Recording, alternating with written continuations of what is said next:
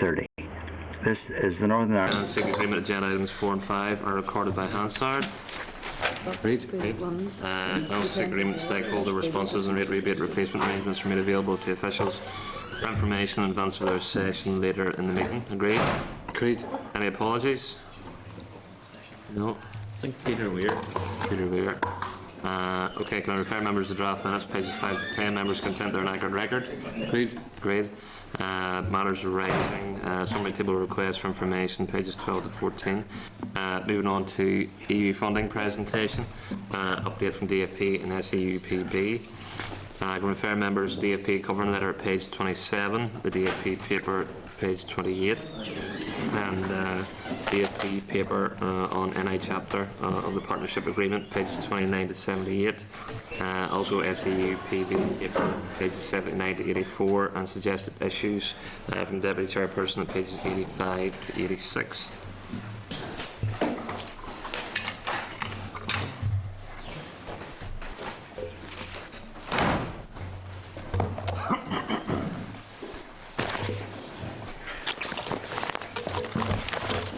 Members, can I welcome to the meeting Frank Duffy, Head of the European Union Division within the Department, Dominic McCullough, Head of North-South Policy and Programme Unit in the European Union Division within DFP, Pat Colgan, Chief Executive of SEUPB, and Sean Henry, the Director of the Managing Authority in the SEUPB.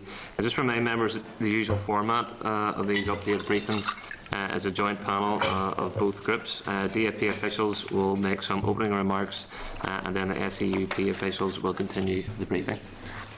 Over to you. Okay, thank you, Chairman. Thanks for the opportunity to update you on EU structural funds. You received a detailed paper from me, which I hope is interesting and informative. And if you're content, I'd like to just give a couple of opening remarks, update on the key issues which are covered in the paper. And I'll begin, with your permission, with the current programmes, Peace 3 and Interreg 4.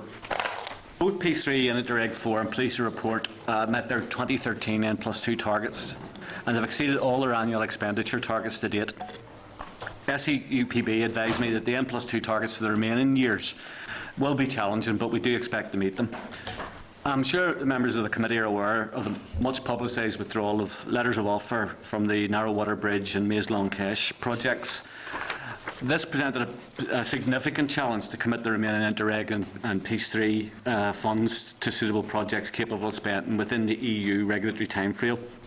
And considerable work was undertaken to identify and access those projects. I'm pleased to be able to confirm that appropriate projects have been agreed, and once all letters of offer are financed, both programmes will be fully committed. The UK Partnership Agreement, which you'll probably know from the papers, is the overarching strategy document for 2014-20. It was formally submitted by the Department for Business, Innovation and Skills to the Commission on the 18th of April. And that opens a negotiation process between the UK and the Commission and puts in place a timetable for the submission of UK programmes. Derry and Dale are developing Northern Ireland's European Regional Development Fund and EU Social Fund programmes, and they must submit those by the 18th of July.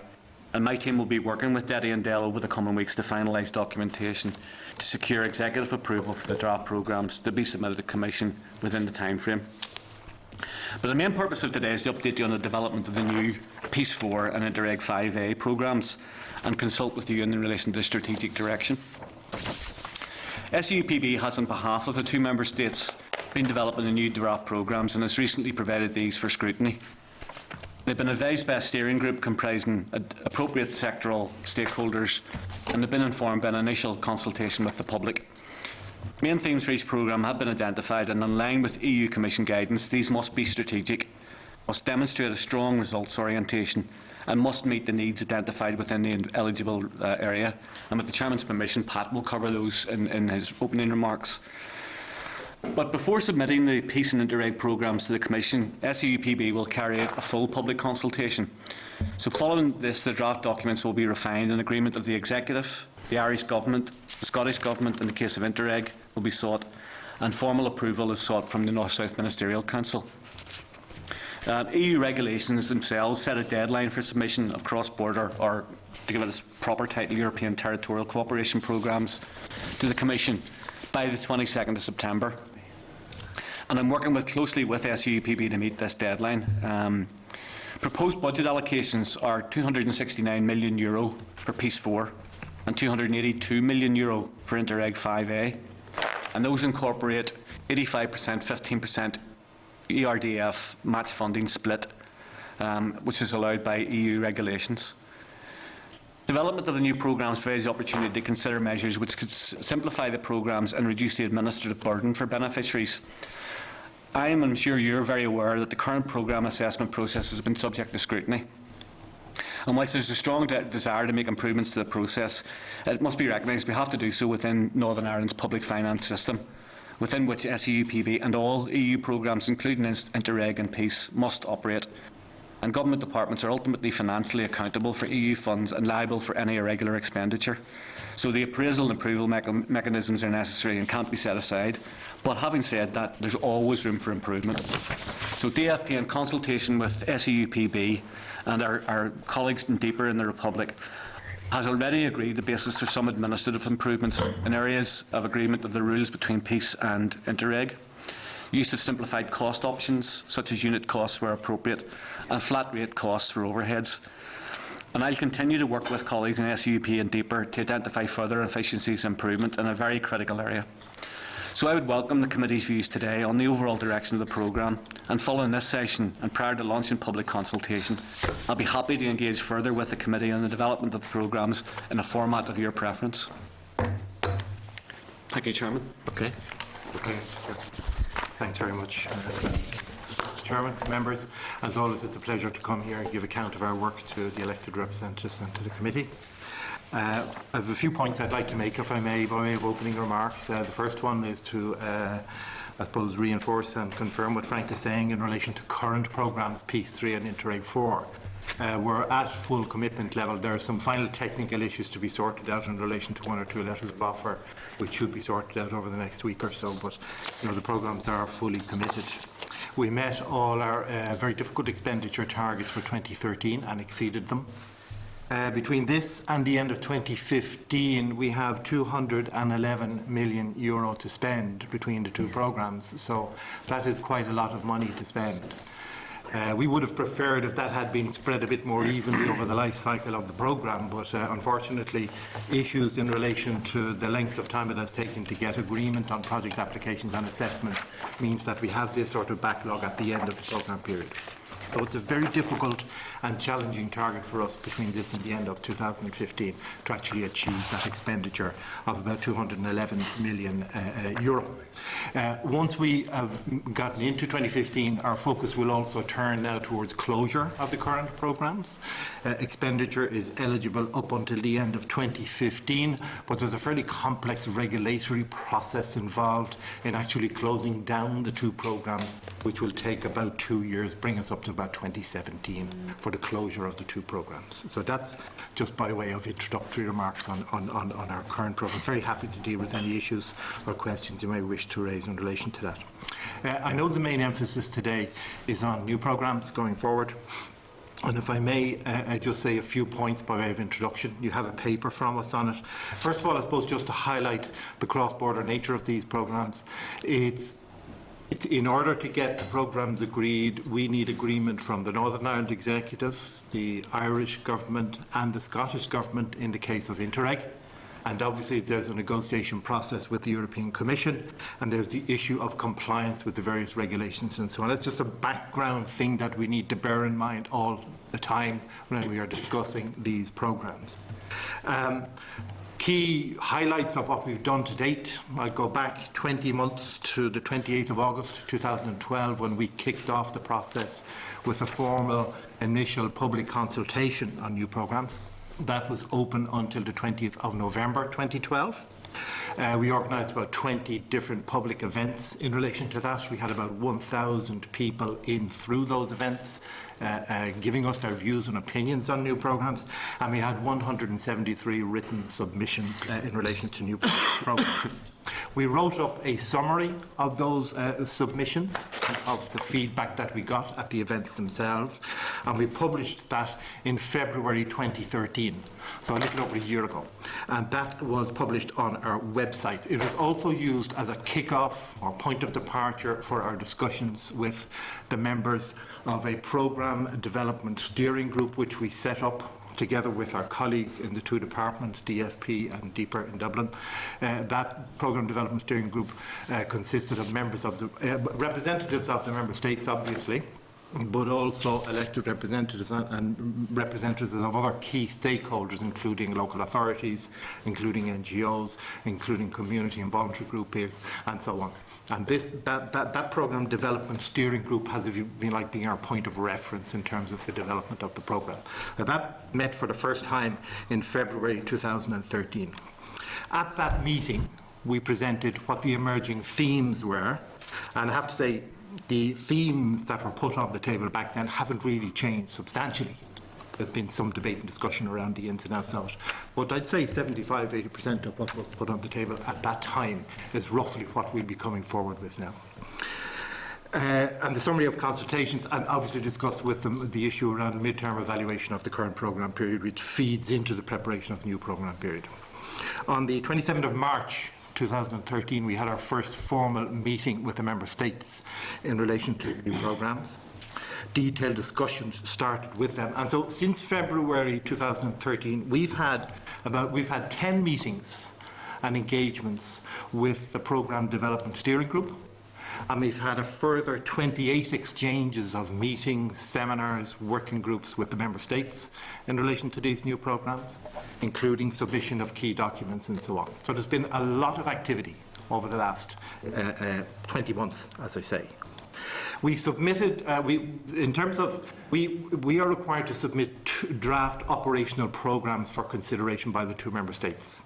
We had to wait until finalisation of the regulations in relation to the programme before we could submit a draft operational programmes. Those regulations were approved finally in December 2013. I think it was the 17th of December 2013. And we submitted our first draft operational programme on the 6th of January 2014, so very soon after the finalisation of the regulations. So the two operational programmes, first draft would have been there. Now, in fact, the content of those OPs would have mirrored what would have been in the papers that we would have been discussing and exchanging with both the Programme Development Steering Group and the Member States over the previous sort of 12 months or so. Since then, we've gone through two further revisions of the OPs, one which was submitted on the 20th of February 2014, and the most recent one on the 14th of April 2014. And these new drafts just reflect feedback that we get back from the Member States. There hasn't been any really major redrafting issues in relation to the operational programme. We are taking on board comments and suggestions that we have received. And finally, we submitted on the 17th of April of this month a first draft of a paper to be considered for use as part of the public consultation process, and that is for discussion between ourselves and the Member States. One of the key issues we're addressing in terms of new programmes is, as Frank said, the issue of simplification, the issue of sort of more efficient assessment and approval of projects. We submitted a paper back in May 2013 with a number of recommendations in relation to this. That paper is on the table between us and has been discussed backwards and forwards between us since then. And it still is the agenda, if you like, for us discussing as we go forward. Frank has already made allusion to the requirements for these programmes to meet Northern Ireland rules, as well as Republic of Ireland rules, as well as Scottish Government requirements, and also EU regulations. So, you know, it's in that territory that we're having our kind of conversations around all of that. Briefly, in terms of content, and I think you're aware of this from our papers, on peace, we're looking at four major pillars for the new Peace 4 programme. The first one, I would refer to it as shared education, and it reflects the demand that came through from consultation, and indeed from a lot of representations from your colleagues in your political parties who would have been in touch with us saying that they felt that this was an important issue. And that, together with the second pillar, which would be young people with a particular emphasis on what we refer to as NEETs, young people not involved in education, employment or training, aged between 16 and 24. So the programme will be focusing, I think, obviously subject to ratification, on those groups of people. And probably the largest part of the funding of the programme will go on those two pillars, those two themes, shared education and young people stroke NEETs. The third pillar proposed for the programme is shared spaces, and that's continuing the very successful work that we've done in this area in Piece 3, but broadening it out to take into account issues around shared spaces in thoroughfares within our towns and villages and cities, and working with local authorities in terms of shared spaces in that sense. And finally, the fourth pillar is what we're referring to as civic society, in which we see a very strong role for local authorities in terms of the work that they do at a local level, in line with their role under RPA and so on, and continuing the work that they've done under Piece 3. Briefly then, under Interreg, again, 4 pillars emerging. The first one, research and innovation, and there was a very enthusiastic endorsement of this theme generally in our consultations to date. 2 dimensions to that. One, a strong SME focus in terms of research and innovation, and secondly, the issue around research competence and capacity throughout the region on a cross-border basis, perhaps with a view to taking advantage of opportunities under Horizon 2020 eventually, but using Interreg as a basis for building up that competence and capacity. That's the first big theme. The second one, which again got a lot of enthusiastic support, is the theme of environment, with 3 sub-themes there. The theme of water, water quality, water protection, habitats, protection of habitats, and thirdly, marine, coordination of our approach between the Scottish Government, Northern Ireland administration and Irish administration in the management of the marine resource around our coast. The third pillar that's proposed for Interreg is health, and in particular cross-border cooperation on improving access to primary care services at a local level across the border. And this is again continuing the work that we've done very successfully under the last 2 Interreg programmes through our cooperation of working together with the 2 departments of health, working very closely with each other, and the statutory providers of health services in the region. And we look forward to sort of more progress being made on that. And finally, the fourth pillar that's emerging is a project pipeline in relation to the general theme of sustainable transport. And that would include things like cycleways and pathways, things like rail, and things like electric cars or provision of electric cars and so on. But generally that theme of sustainable transport. Now, each of these 4, and indeed the ones under Peace, have to fit with the overall requirement of the regulations. The main issues there are around concentration. There is a requirement in the regulations that we should concentrate on fewer rather than wider sort of themes, and also that we need to be results orientated, that we need to identify clearly what impact, what results we are saying we are going to achieve with these programmes through this expenditure, identify that up front, and to look for projects that can contribute towards the achievement of these results. Just a couple of points, and I'll then stop. In terms of programme implementation, I've mentioned the issue of concentration and results orientation. That's very important. Frank has already alluded to the importance of simplification. There's a number of dimensions to simplification. One is on how we manage the disbursement of expenditure within programmes, and the regulation provides us with options and opportunities to actually simplify things in that regard. And we have put proposals on the table with the Member States, which have been very favourably received, but which will require further agreement from audit authorities, Northern Ireland Audit Office, Comptroller and Auditor General, our own audit authority within the programmes, and so on, and the accountable departments will also need to sign up to these. So those are proposals that are going from us. And the other issues around simplification have to do with the way in which finance flows through the programmes, and specifically the role of accountable departments. And that's where our discussions are with the Member States at the moment, as to how that might take shape. We do have a requirement to inform applicants of the length of time their applications are going to take within the new programmes, and I think that's something that will exercise our minds in terms of what we can commit to. I think we all accept, everybody accepts, that the length of time it has taken in the current programme period to assess and approve applications is unacceptably long, and we have to change it. And that is what our proposals are designed to do, and our discussions with Member States are focusing around that. Finally, next steps. Next steps are we, SEUPB, need direction from the 2 Member States, the 3 administrations, in relation to the content and structure and implementation arrangements for new programmes. Our proposals are on the table. We need them to come back and give us their views on them. Secondly, there is a requirement for a public consultation, and we anticipate, and I think Frank has alluded to this, that this will more likely will kick off very shortly after the current elections are finished, obviously with discussions with yourselves and agreement of yourselves as a committee. Thirdly, once that public consultation process is finished, and that is a Northern Ireland statutory requirement, we will draw up a final draft of the operational programmes, which must work its way through the Northern Ireland executive approval process, and perhaps with a North-South Ministerial Council dimension in terms of final sign-off and approval. And then the very last step is by the 22nd of September of this year, the operational programmes need to go to the European Commission, where we will begin the process of detailed negotiations with them and discussions around the final approval of those OPs.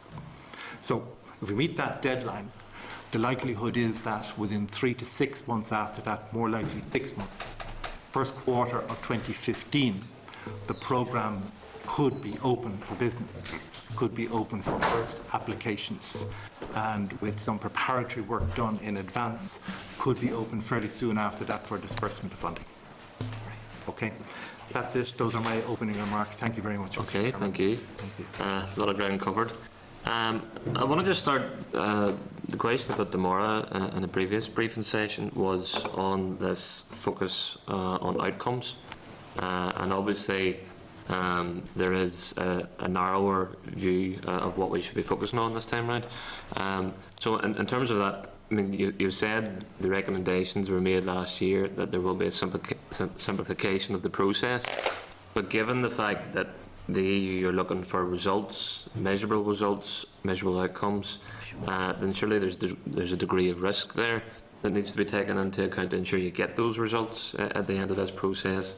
And is there a danger that that bureaucracy could creep back in to assure that the process is carried out to get those outcomes?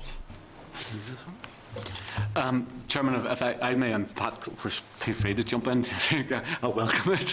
One of the issues is that clearly a couple of visits I've done to Brussels, the Commission have been at pains to point out the importance of the results orientation, that this is a new focus, and the Commissioner Ham, is very, very emphatic about that.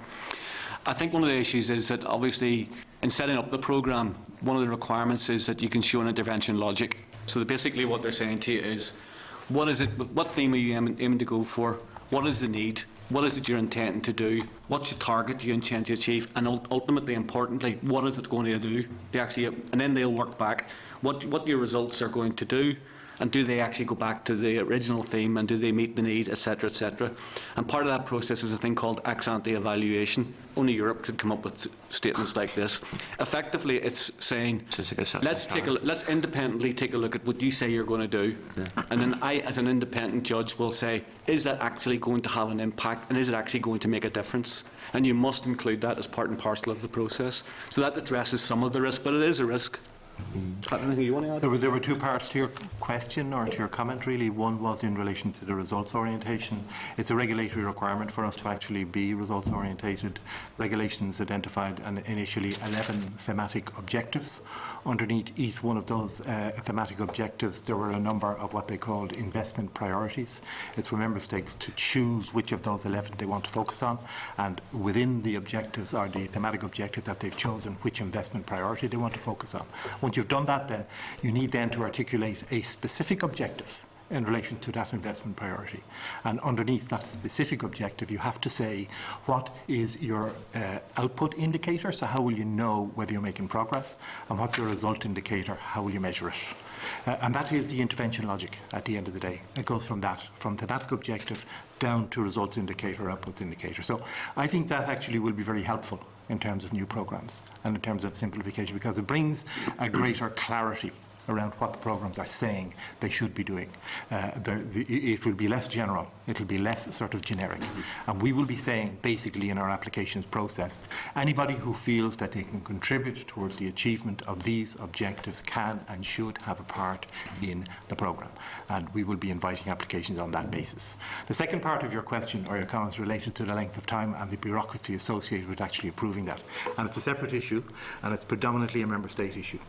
It's a member state issue, particularly in the context of Northern Ireland, in terms of our rules, how we apply and interpret managing public money, and so on, and also for the Dublin government in terms of what their requirements will be, and also the role of accountable departments. And those are the detailed discussions that we're having with the member states around that.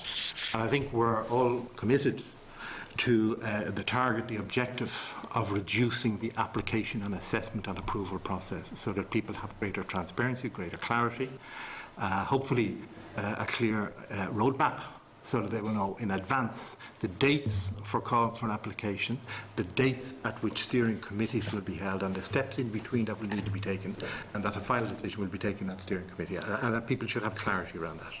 And that's what our target is. That's what we're trying to do. Those are the lessons we've learned from the current programme period.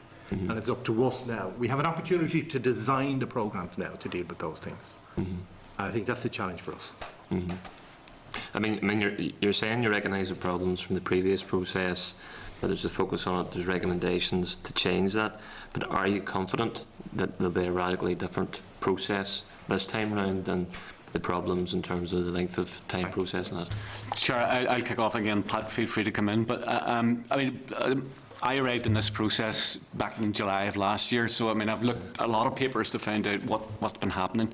And as I understand it, midway through, or sort of towards the end of the year before last, changes were made to the assessment process, and they bring in this two-stage assessment process, so that at least people who had due consideration given to their applications knew earlier whether they were successful or unsuccessful, and then move to the next stage.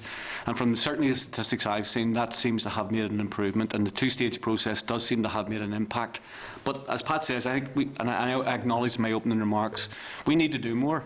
I think we need to be seen to be more responsive, and we need to see to actually get decisions to people. And the thing about clarity and simplification is, surprisingly, it takes an awful lot of hard work to be clear and simple. And I think that's what we have to do. We have to recognise that we need to break the components down, strip out those ones that are causing delay, strip out those ones that are not adding value, get right down to agreed processes across the board that we can all rely on.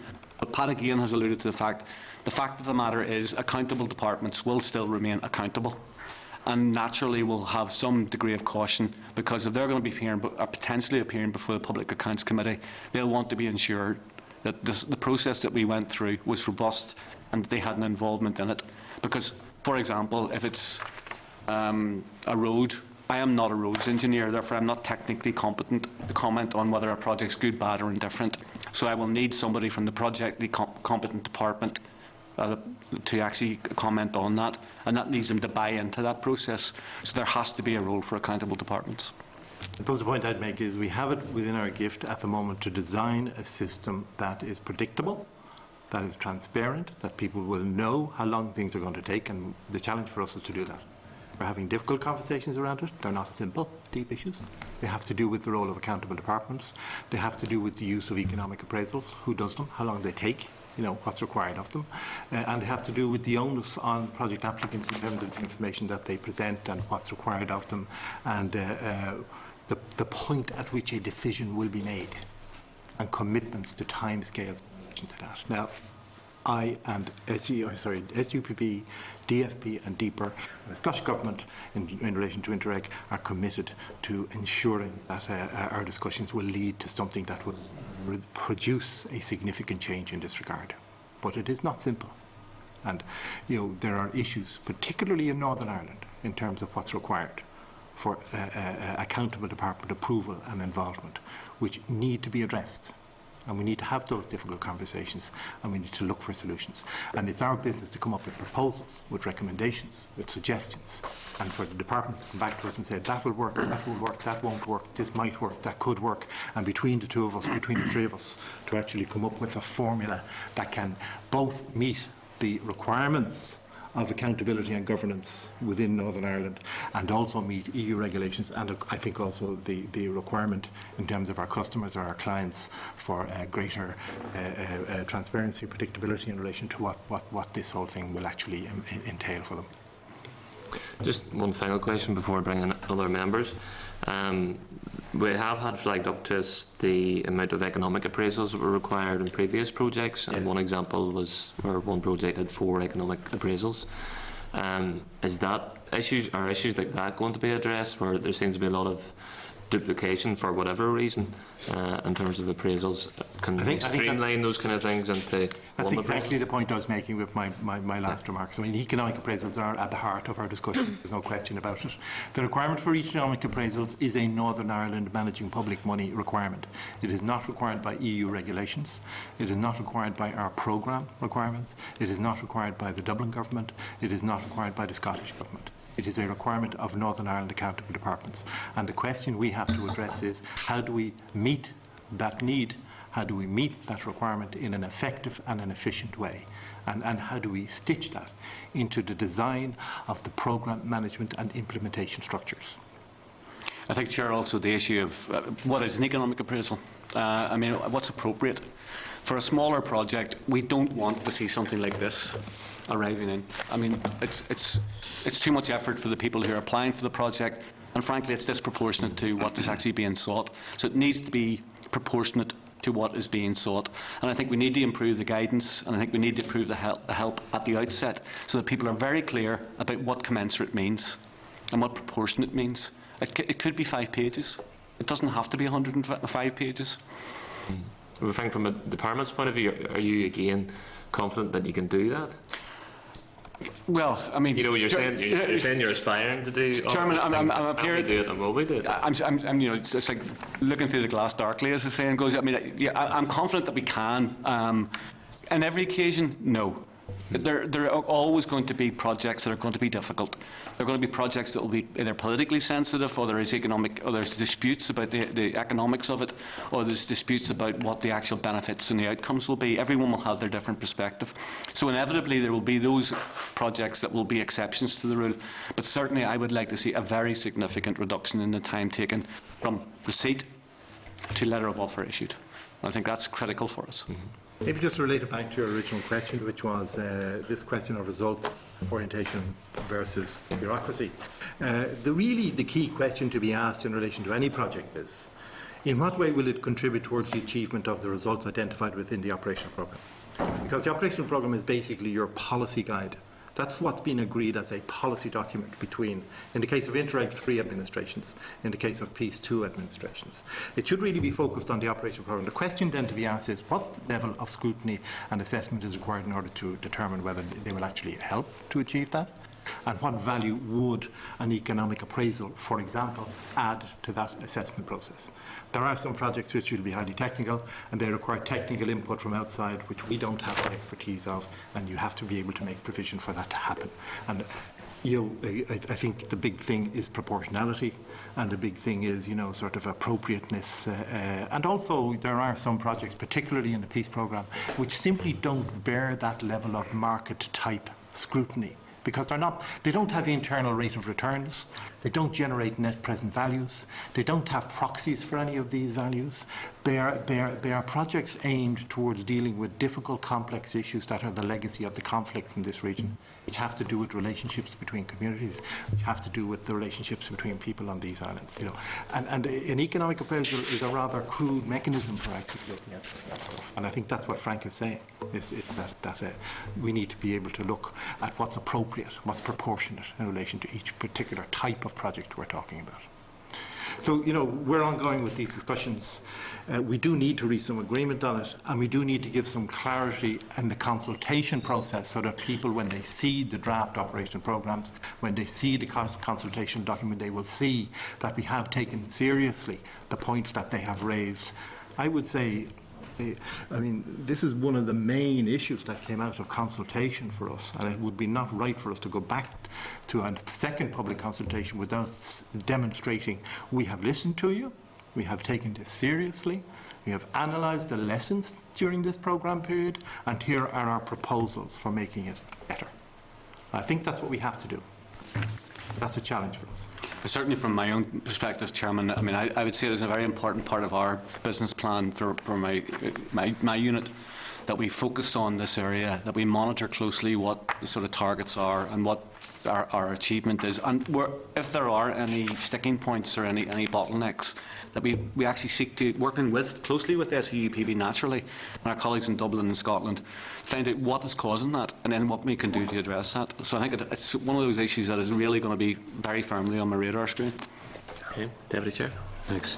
Morning. Good morning, Chairman. You mentioned there the current system of match funding, 75% from the EU and the rest 25% from government departments.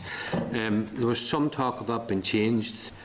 Did you have a proposal that it would be 85% EU and 15% in kind? The regulations provide for the possibility of grant aid up to 85% with European territorial cooperation programmes, and our proposal is that we should take advantage of that regulatory provision, which means you're left with 15% to provide. Our proposals are that that could be a mix. It could be different ways in which that 15% could come forward. It could include in-kind contribution from project applicants. Some of it may come from central departments. Some of it may applicants bringing it to the table themselves. And the details around just how that works is part of our discussions on financial flows and on the specifics of the management of the programmes which we're engaged in at the moment. And it's also likely to be part of the public consultation. And we certainly, our own view is that we would recognise there may be some small projects who simply haven't got the wherewithal to raise that, and therefore, from our perspective, this is the Northern Ireland Executive perspective, I think we would certainly think that there would probably still room for a central fund. Does in kind not suggest that it doesn't necessarily have to be hard cash? Absolutely. But it can be an asset facility or whatever. Staff time, it could be assets in terms of resources that are brought to it. Okay. So there's no final determination on that as yet? No. But I think, would it be fair to say, Frank, that we have agreement around the 85%? Oh, yeah, yes, absolutely. And the 15% and the details of that is something we're discussing. Has to be worked out. Dublin, Belfast and Well, if there were more flexibility around the 15% and if it were acceptable that be in kind and, include some of the assets that you mentioned, staff time, facilities, buildings, or whatever it happens to be, would that reduce the, let's say, the concern of government departments and help to speed up the processing of applications, considering the fact that there might be less financial commitment from departments? If I may, I think it's important to understand what the accountability issue for a government department, particularly in Northern Ireland, is.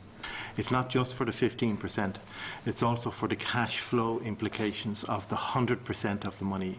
We are in fact currently drawing down money from 14 different government departments which cover 100% of expenditure on the programmes, and we then pay that money based on verified expenditure to projects and certified expenditure, which we then claim back from the Commission and reimburse it back into the administrations.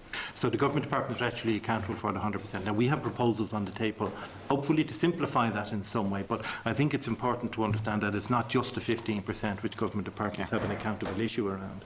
It's around the 100%. So I understand, Pat, again, correct me, if should the God forbid that the expenditure be declared ineligible, the department becomes liable for that, and therefore the department has a very strong interest in what happens. As the system is designed at the moment, the accountable department is liable for any losses, under ineligible expenditure. But just on that point, Pat, you supplied us with information previously that around 6 groups had their letters of offer withdrawn. I asked your colleague who was in before you this question. She wasn't able to answer it. Has the department become liable for those monies? And if so, what is the extent of the liability? The issue is it wouldn't be just one department, although I think the ones that you're referring to are, in the case of Northern Ireland, it would be OFM, DFM, that would be the accountable department. But the liability would be spread between the Northern Ireland Accountable Department and the Dublin Accountable Department, which in that case is the Department of Environment, Community and Local Government in Dublin. And it would be for the loss of any monies that could not be claimed back from the EU, that ERDF component. And I think in the case of OFM, DFM in Northern Ireland, the exposure is of the order of 390 to 400,000, something of that order. And that is an issue for them in their accounts as to how they handle and recognise that. That money would have been taken out of our programmes. It's no longer an issue for us as programmes, but it is an issue for them. But it's a good example of when it crystallises as a cash issue for a government department in terms of recognition within their accounts. In the case of at least one of the groups, there was a police investigation.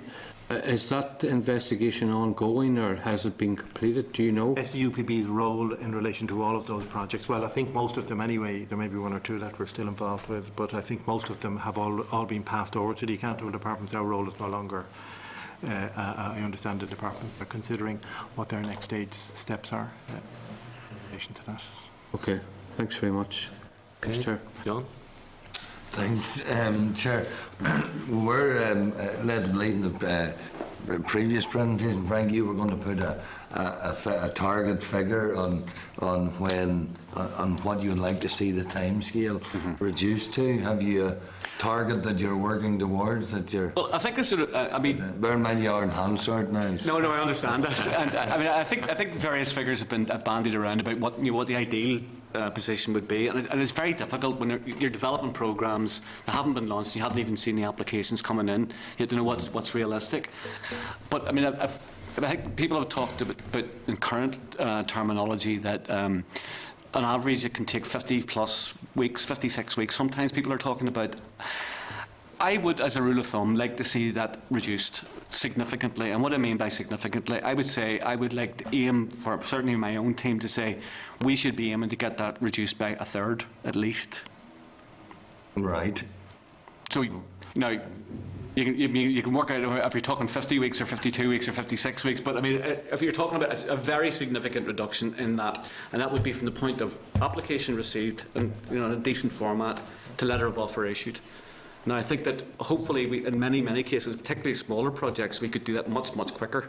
You want to say somewhere, I mean, the target you're wanting to broadly work for somewhere in the mid-30s. Well, forgive me, I mean, if I say to you, like, for example, say 40 weeks or whatever, that becomes then written stone. But, I mean, I'm couching it in terms of... I detect we're fairly keen to write something in stone. And I understand that, and I can understand, but, I mean, equally, I'm also conscious of the fact that I could be here in another 6 months' time, or indeed a year's time, and you beat me over the head because I missed it by a week or whatever. We wouldn't dream of doing that. The aim certainly is. I would think that it's achievable to reduce it by at least a third. I mean, the age-old frustration, and I know, Pat, with this, I think it was, we were up in Derry the last time you were maybe here at this committee, and we were talking about, I mean, the bit that I get it from constituents and businesses that are involved in this, colleagues around the table get it, they get the process. It was also mentioned in the previous presentation about some people, or some of these processes almost just a post box and it's moved around. How many economic appraisals do you need to do, to do all this? The length of time is a big issue. I mean, we're not the only part of Europe that has either borders or regions or regional government, and certainly it became very clear you know, the last time we did this presentation and today, that it comes from Brussels, it gets added a wee bit to in Whitehall, and then we seem to add the final polish on to it here in Belfast. And that's something we need to move away. And I accept some of the arguments about being liable for the money, but we just seem to be being very over-cautious. We also have a huge problem with when we change into a new programme, that we take an inordinate length of time before we actually start drawing down the spend. You know, in some of these programmes, that are a 7-year programme, for example, we seem to be taking the first 3+ years before we spend any of the money. I mean, that cannot be a good way of managing money, and then there's a rush in the last year. I mean, I know there's a constant thing, even with government departments, that there's too much spend sometimes in the last you know, half-third of the year. All of those issues, I think I would certainly want reassurance that we're making much more progress into that, because we've, you know, EU programmes aren't new. I know they've changed and evolved and over the years, but I don't think we're saying that we're getting any better at delivering on this. And you have the SEUPB doing their bit, but quite clearly there seems to be a bit of a fault line between DFP and how we're delivering on that. Well, if I may, I mean, I think certainly, I mean, Pat will have aspirations, and indeed the public will have aspirations about everything want to be done very, very, very quickly, and under no illusions about that. But equally, I think there's also a recognition, certainly among the Assembly and the Executive and the Public Accounts Committee, that there's a certain prudence that has to be adopted when it comes to the use of public money. So there's somewhere in between those aspirations and the reality is a reality. Now, if you look at comparability, as I understand it, the Irish government and Welsh government also operate EU programmes, and in those circumstances, something in the order of 40 weeks. Is what they're taking from an application receipt to assessment to actually letter of offer issued. And I think that's a sort of benchmark that we should at least be aiming to achieve. And I don't know whether that addresses your concerns or not. The aspects about, you know, what's appropriate and what's appropriate to particular government departments, I think we have to recognise that Northern Ireland has a unique political settlement. We have a unique political settlement, and where ministers from different political parties and different socio-economic outlooks will have the accountability for their departments, and legitimately they will want a say in what they're putting their name to and what they will be answerable for. And I think we just have to recognise that is the case, and therefore we're not always comparing apples and apples by saying we're comparing one part of Europe to Northern Ireland. We have a unique setup. That's not an excuse, it's just a recognition of reality. But I think we have to do is aspire to ensure that our systems are at least as efficient, if not better, than anyone else's. And so therefore, I think in that respect, I would look to the model of what's happening in Ireland and Wales, even though there are different constitutional settlements, even though theirs is a much smaller programme, even though the contributions are different. I think that's a fair aim for us to try and aim for. If I may make 3 points, Mr. Chairman. The first one is that the regulations actually will require us to say clearly how long the application process will take. So it'll have to be written into our operational programme. And I anticipate that we'll be talking about a 2-stage process. One which will be the original eligibility check, and I would anticipate we should be able to do that within 2 to 3 months. And then there's the detailed assessment of whether or not it meets within. Frank was referring earlier to the 2-stage process. That second stage then, which is detailed assessment. That's the first point I want to make. We have required by regulation to make this known. And the second point, if I may, is in relation to the economic appraisals. Economic appraisals, which is where the length of time is taking. And I would emphasise what I said earlier. This is not a requirement of EU regulations, except for projects worth over €50 million, major projects. That's the only case in which you're actually required or obliged to do a full economic appraisal. It is a requirement of Northern Ireland managing public money, Northern Ireland Green Book, and it is a requirement of accountable departments in Northern Ireland. Programmes in Ireland, Wales, Scotland and the rest of Europe do not require same level of economic appraisal. So it is an issue for Northern Ireland, and that is part of our conversations and discussions around that. And come back to the question of proportionality and so on. and associated with that and closely liaised with that is this generation of what is in effect a dual application and assessment process, whereby you have the programme assessment and agreement and decision-making procedures, and then parallel to that you have an accountable department assessment and agreement procedures, and it is in relation to that second part that the length of time is extended. And what we are proposing is that there should be one single decision-making structure from application through to final decision of steering committee. All accountable departments and all necessary assessment, whether it's technical or economic appraisal or whatever it may be, should happen within that whole sort of single system, and it should come to a steering committee at the end of the day for a final decision, after which a letter of offer should be issued. But that's our proposal, and I think it's not beyond our wit to actually design something that can do that. And my final point, John, and just I'll shut up after this, is to say that in relation to expend profiles for programmes, we're moving into new programmes, and you're right, it has taken us a long time to get expenditure, but every programme, once it's approved, comes with an expenditure profile, which to date has been referred to as our N+2 targets. So 2 years after a commitment, you have to have it spent. In the new programme period, it's going to be N+3. But you're absolutely right. If we don't start now, we're going to run into difficulties, even with an N+3 problems, if we don't have a active project pipeline ready to hit the ground running once these programmes have been agreed. So thank you for your patience. Yeah, I mean, there was just a couple of points on that, Chairman Mayes. One, you're talking about having that one structure. Yes. Have you got agreement on that from DFP? As I say, these are discussions that are ongoing between ourselves and the DPER in Dublin, DFP in Belfast, and the Scottish Government in Northern Ireland in relation to Interreg. And I mean, are you confident we're going to get agreement? We have to. Right now. We have to. I'm just. Frank and I are on the same page in relation to it. Oh, well, Frank has said, and I agree 100% with him. We have to set a target reduction, and we're on the same page. The question is dealing with the issues that are inherent there. I think if I'm reading you rightly, John, the implication could be: will one department just take us all on board for everyone else? For example, I think one of the things that have been bandied around was whether DFP would take that on board on behalf of all the other accountable departments. Well, that would require the agreement of the accountable departments that they would be prepared to do that. It also has huge resource implications in terms of the assessment process for ourselves. So it's not something that I think is going to be entered into lightly.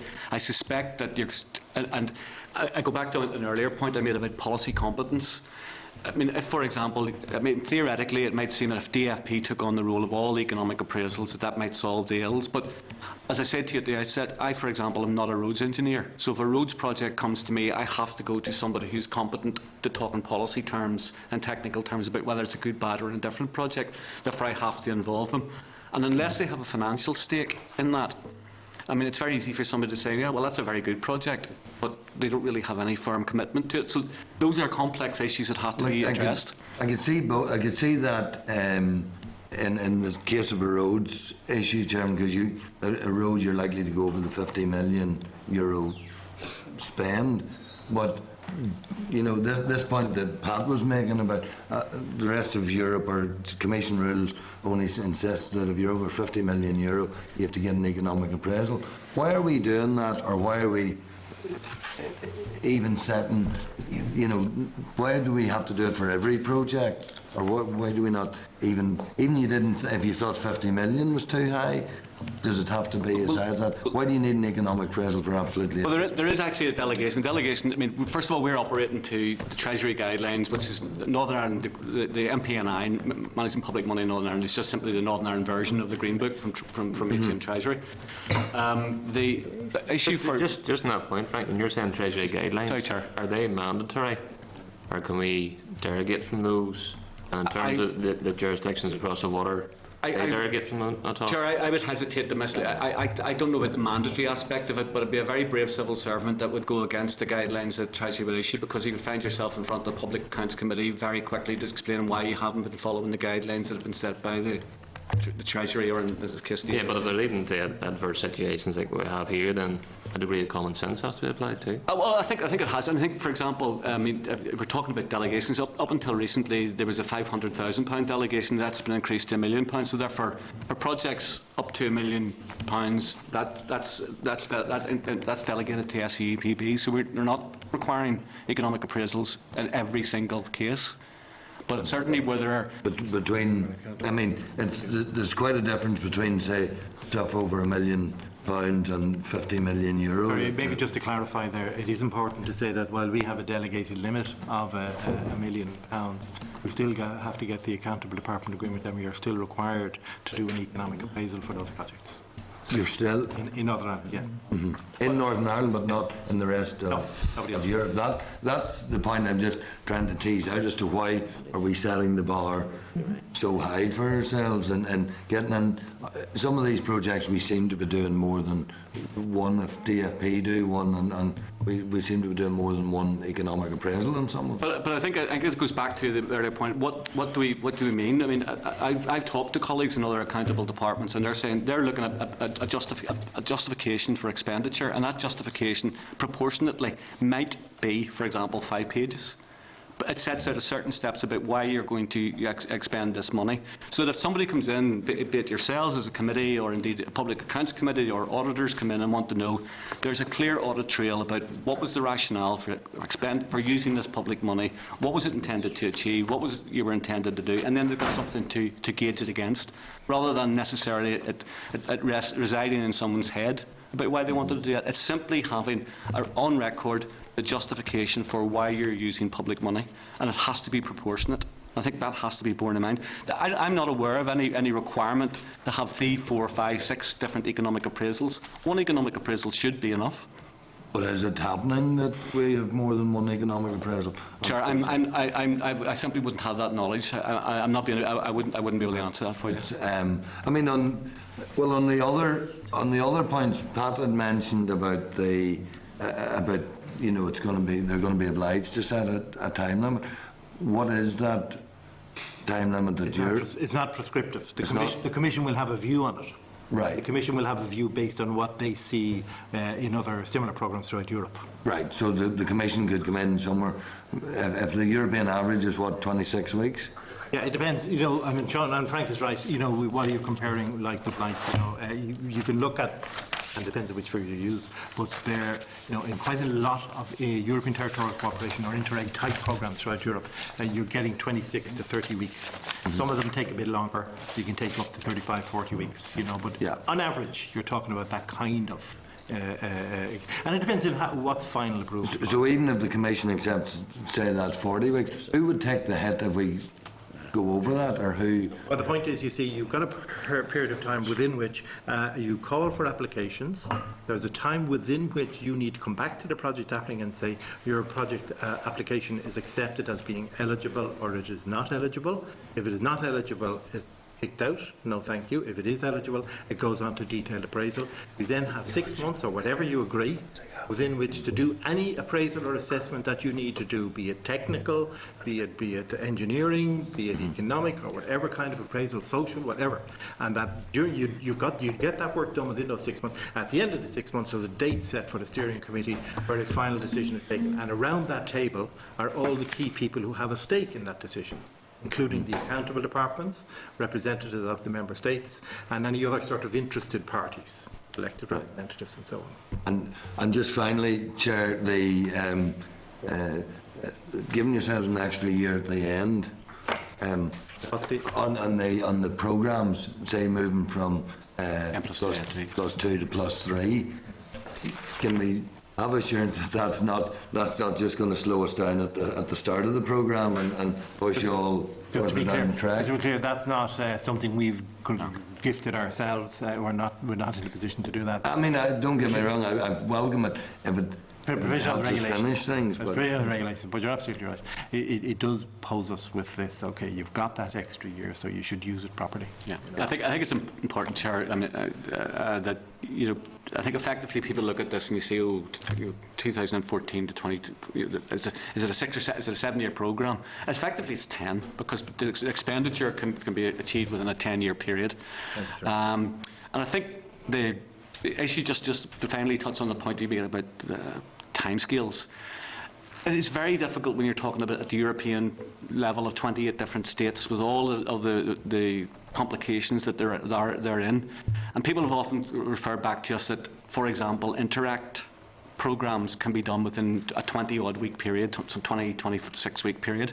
But I actually went in to try and Interact's website to try and find out what their secrets were any lessons I could learn. But the thing that stuck out at me was their very first opening statement. It says, Interact does not have projects in the traditional meaning. Therefore, you have to be careful that you're comparing like with like. Well, I think it's probably very important to be clear here. Interact is not a programme. Yeah. It is not an Interreg programme. Interact is a technical assistance service provided by the Commission to programme managers, managing authorities, JTS. And what they do is they assess best practice throughout Europe and they make available that information to managing authorities, joint technical secretariats. They give you guidelines. They're working on, for example, at the moment on a series of harmonised implementation tools to simplify the whole application, approval, assessment process. So they don't approve projects. It's not their business to do that. Mm-hmm. What they do is they provide you with guidelines, they provide you with guidance, they provide you with technical support in the programme management process. So just be careful. And when you're talking about Interact, that's what Interact is. I know because I set it up. thank you. You're a better expert then. Paul? Just to come back on, and John has went into some of the area I was thinking on. It's the Interreg programme, and appreciate that we have to present our programme, have it a consultation completed and report it back by the 22nd of September. That process should have started in January of this year. We're now being told it's going to be starting, the second consultation is going to start in June. That's another delay of several months. And on listening to everything that has went before, we hear about simplifying programmes. It sounds like the most bureaucratic, complicated system that has ever been designed. I come from the private sector, and being involved in the private sector, I know what I hear here being brought forward could not and would not exist at all, because it could never deliver in time for them to make decisions. And appreciate, yes, we're dealing with issues such as cross-border projects and things like that there, but the projects, I think, should be well worked up long before they even go to the stage of putting an application forward. That's the point. I think we have not necessarily the thing worked up to a level where it's a matter of ticking the boxes as soon as the application goes in, because, you know, I believe that a lot of these should be a lot more streamlined than what they are, and it should not be as complicated as it's been brought out. Appreciate we have accountability issue in relation to public money, and it's the member state who will ultimately pay the penalty if it's not administered correctly. But I think the measures should be put in place to ensure that we do not end up with elongating and making it difficult to get money to the ground to deliver for either community projects, as in the Peace Programme, but also in relation to Interreg, where we have strategic projects that should be already worked up to a level where it's not that complex. But it's what caused that delay between January and now, and how do we ensure that we're going to not slip past the window and end up by delaying. And that brings me back to the point that John's making, where we delay the programme from starting, and that's why we extend it at the end to allow us to make that spend, and it's just on that basis. May I, Chairman? Mm-hmm. You weren't here at the beginning, Paul, when I made my opening remarks, and I actually covered some of those issues. Apologies. So if I may, just to reiterate, to say that SUPB kicked off the programme preparation process in October of August 2012. We had a first public consultation which ran up to the end of November 2012. We published the summary of that consultation in February 2013. And in February 2013, we also set up a programme development steering group which met for the first time. That programme development steering group has since met on 10 different occasions in relation to the content. The content and general direction of the programmes has not changed since then. So February 2013, we had a general sense of the direction of these programmes, and it has gone through Programme Development Steering Group. In addition to that, we have had a total of 28 different meetings with Member States representatives in terms of agreeing the content and agreeing the implementation arrangements for these operational programmes. Now, we couldn't actually publish a draft operational programme until the regulations were finalised. They were finalised around the middle of December 2013, and our first draft operational programme was submitted to the Member States, that's Dublin, Belfast and Edinburgh, on the 6th of January 2014. It has been with the Member States since then. We've had 2 iterations of it since then. One, 20th of February 2014, when we submitted a second draft, and a third one just very recently, 14th of April 2014. So that's the timing of that we as the UPB have followed. Now, there are issues in there around agreement content, and there are very difficult issues, as we've just been talking about, around implementation arrangements and structures. So that's where we're at.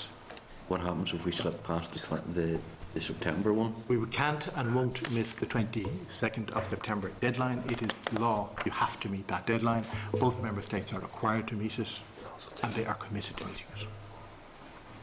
Whether they agree the programme or not? They have to agree the programme for that. Yeah. But it's then in discussions and negotiations with the Commission, the European Commission. The other point you made was a very interesting point. I think it's a very, very, very important point. Is that we don't have to wait until then to get projects prepared. I mean, we're actually out beating the bushes at the moment. Yeah. We're talking to lots of people. They're asking us, what do you think about this idea? What do you think about that idea? Now, in the absence of any agreement or the formal content, we can't give any commitment. But we're saying that based on what we know and what we think the shape of the programmes will be, we think these kind of projects are what we should be working on. And we're encouraging people to work them up, so that when we actually get agreement, for example, in the current programme period, the OPs were signed off on the 7th of December 2007. We actually held our first steering committees in January or February 2008. So we had a fair project pipeline ready by then, quite a number of them. Remember Project Kelvin, for example. You remember CAUT, the health project. They were all agreed very, very quickly. And there are some that took a good deal longer than that. But the preparation of a project pipeline is part and parcel of the whole programme preparation process. The difficulty, and the substance of our discussion to date, is then when you get to the actual formal approval process. And there are issues which I say are specific to Northern Ireland, which we have an opportunity now to look at critically, to examine and make changes. I emphasise again, they are not a requirement of the regulations, the EU regulations. They are not a requirement of Brussels. They are not a requirement of Dublin. They are not a requirement of Edinburgh. They are a requirement of our administration in Northern Ireland. SEUPB must respect that and will. Thank you. Okay, Liza. Certainly endorse that last point. It's taken us a long time to work that up. We need projects. Gentlemen, I'm sitting here being encouraged and discouraged in equal measure. We started off, Pat referred to one of the main tenets going to be simplification. And I thought, hallelujah, we've got there at last. And then he went on to say that the whole process was not simple. Frank talks about quick decisions, and then he goes on to speak. I don't know how many times you mentioned the Public Accounts Committee, but clearly there's a risk aversion still within departments and fear of a Public Accounts Committee. That's a healthy thing. If you're doing it right, you don't have to worry. But we do need to get rid of that risk aversion thing, and I'm wondering how much that's going to affect going forward again. You talk about targets and milestones. One of the difficulties again we've had. Is it going to be different this time than all of the other times? Is it going to be really different this time? And a couple of tangible, simple questions. Are we still going to be using consultants in the process? You talk, Frank, again about the roads example. Hopefully that's not consultants as such. And also, we need to know about how long it takes this economic appraisal. I remember economists being seconded, I think was the word at the time, from DFP to SEUPB. Are there still a lot of DFP accountants working for SEUPB? Well, my understanding is that those economists are no longer with SEUPB. But to go back to, first of all, in relation to Public Accounts Committee, I might have mentioned it, but I've been on a number of audit committees through a number of different departments, and I know that an audit committee is not simply about holding people to task. It's about actually also recognising good practice. And it's actually from internal audit, it's a welcome process whereby you actually identify are your systems functioning properly, and it gives you opportunities to do something about them. But I mentioned the Public Accounts Committee because it is a reality that departments do focus on that if something does go wrong, their permanent secretary or their minister could be called to account. And I think therefore it's only right that they're prudent about whatever decisions they make about public money. So I only mentioned in that context. In terms of the simplification process, both Pat and I think we've emphasised many, many times our commitment to try and make sure that this is a much more streamlined process, that it is actually a quicker process, and it's better than we've experienced to date, and that is no bad thing. In terms of whether or not I can give you firm guarantees that things will be speeded up in every single case, I think Paul makes a very good point. It's on the assumption that any application that reaches with you is in absolutely pristine condition and everything's there and you can make the decision. Often that is not the case. There are issues where you have to go back and seek more information, or something has been left out, or a critical piece of information has been missed out or not addressed properly. And economists will quite rightly ask those questions before someone else asks those questions. And I think that's only prudent. That we are using public money. It is not the same as saying, investors are taking this risk. We have to be conscious of the fact that the public has a certain appetite for risk, but that appetite for risk is not the same as the private sector.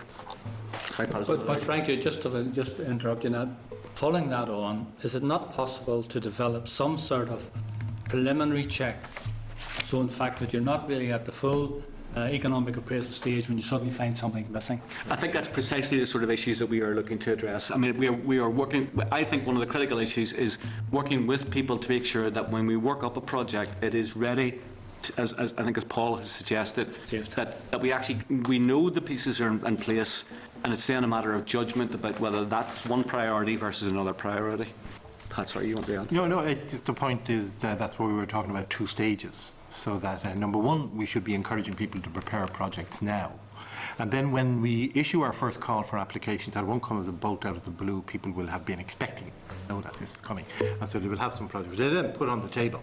And then we should have a period of time, and I'm suggesting 2 to 3 months, within which we have to come back and tell those people, yes, that project is eligible, or no, it's not eligible. Go away. If it is eligible, we then take it on to the much more detailed consideration. And I'm saying we should be allocating ourselves a fixed period of time within which we have to do the due diligence in relation to that, whatever that due diligence is required. Technical, economic, regulatory, compliance, governance, whatever it is. And that there's one point of decision at the end, and a date agreed in advance. On such a date, you will get your final decision. After that, a letter of offer issues, and go away and do it. We'll monitor the implementation of it. And that's the system we should have in place, Leslie. That's I've encouraging. been saying this for years. You've heard me say this before. And we have an opportunity now. We will never have it again within the current programme periods. We have an opportunity now to do it right and get it right. We tried it at the beginning of the current programme period back in 2005-2006. We thought we had a system which worked. Then when we started to implement it, we realised, sorry, that's not actually what we understood. That's not actually what we agreed. And we, as an organisation, SEUPB, were left to defend it there for a long number of years, until a certain point when I agreed to say, we can no longer defend this. It is not sustainable. We have to change it. But however, we cannot change it with the current programme period. We have to learn the lessons going into the programme period, and that's where we're at now. You and I are both old enough and Yes. long enough in the game to remember the early problems about change conditions Yeah. and all the rest of it. Yeah. So hopefully we are getting to those sunlit uplands at long last. All right. Okay, Michaela. Thank you, Chair. Thank you for the presentation. I don't have a question as such, but it's just some observations, and indeed I was thinking on the same lines as Leslie. I was going to open my conversation with the word Alleluia, and Leslie beat me to it. Delighted and that someone obviously needed to know that the whip had to be cracked, and that is what's happened, I think, in this instance. You did allude to the Public Accounts Committee, and I declare an interest as chair of that committee.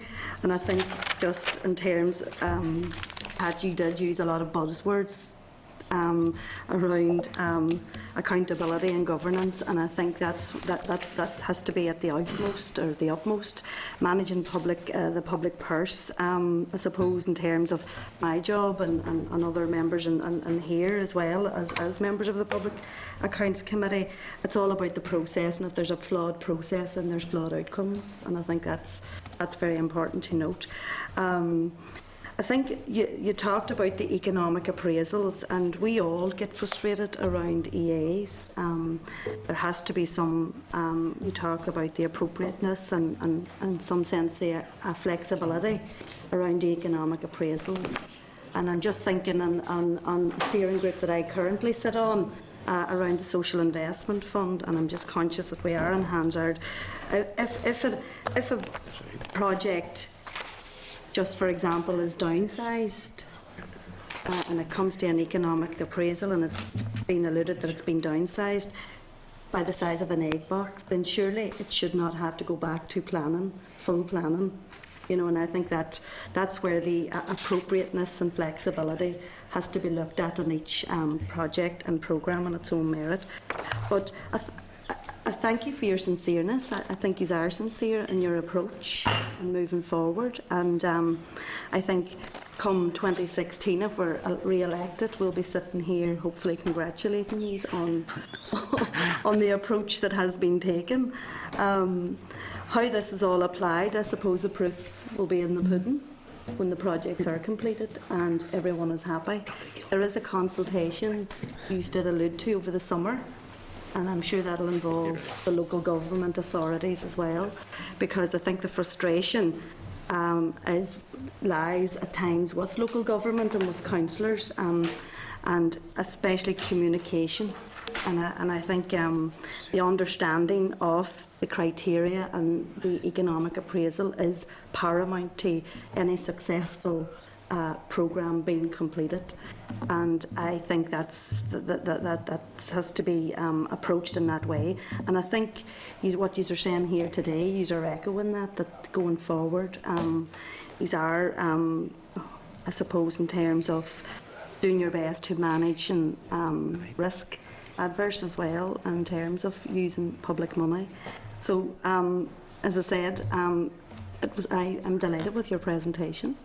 I think it's been very good and very helpful for us going back into our local councils as well and telling them we've had you here today, and you know the frustrations that they have had in the past with the slow process is now being looked at and moved on, and as I say, in 2016 proof will be in the pudding. Thank you. No challenge then. Hopefully.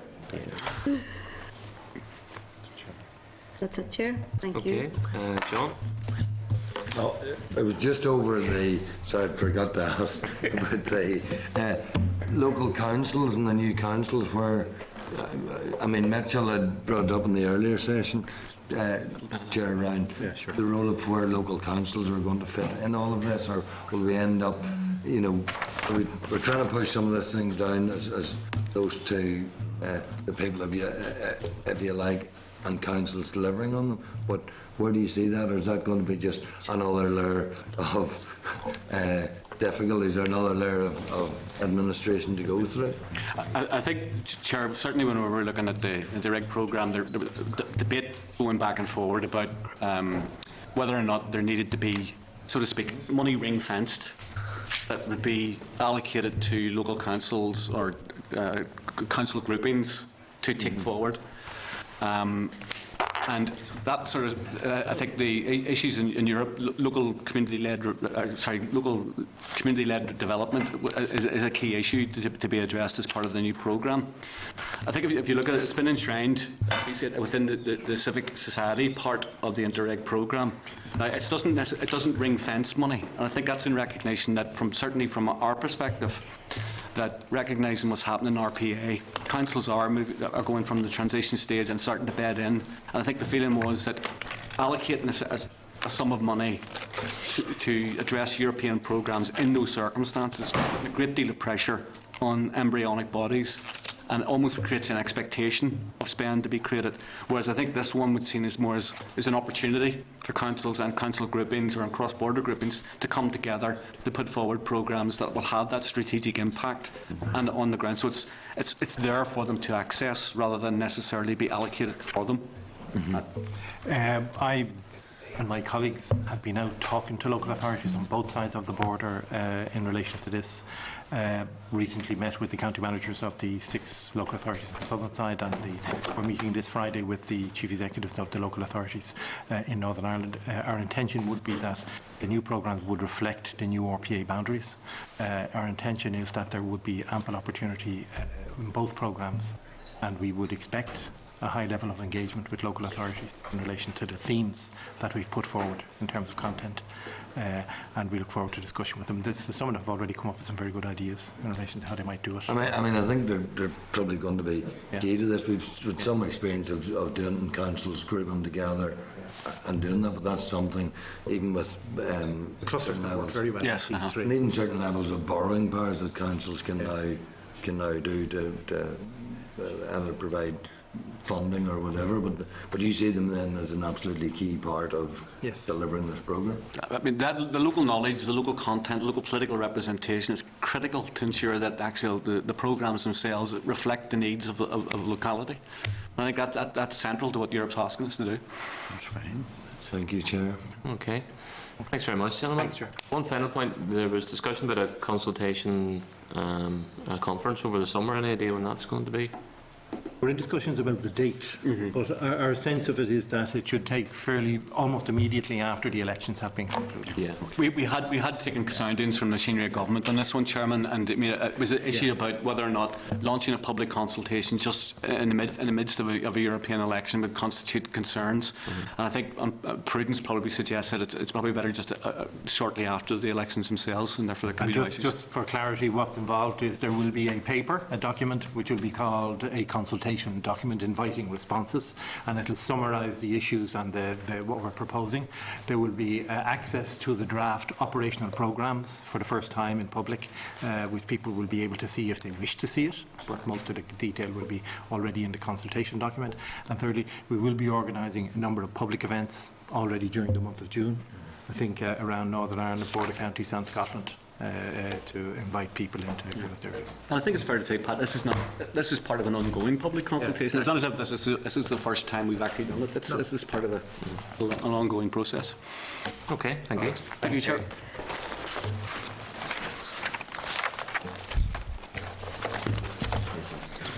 Chair. She's coming back. Okay. Chair. No, that's fine. Thanks. Wasn't direct. Figure. Yeah.